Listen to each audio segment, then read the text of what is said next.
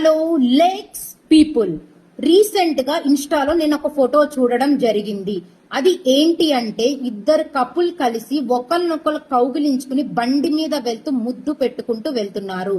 అలా చేయడం కరెక్టా కాదా, లా ప్రకారం వాళ్ళకి ఏం శిక్ష పడుతుంది తెలుసుకుందాం రండి.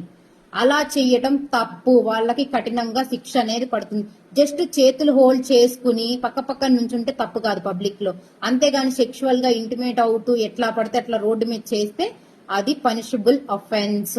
ఇద్దరికి శిక్ష అనేది పడుతుంది.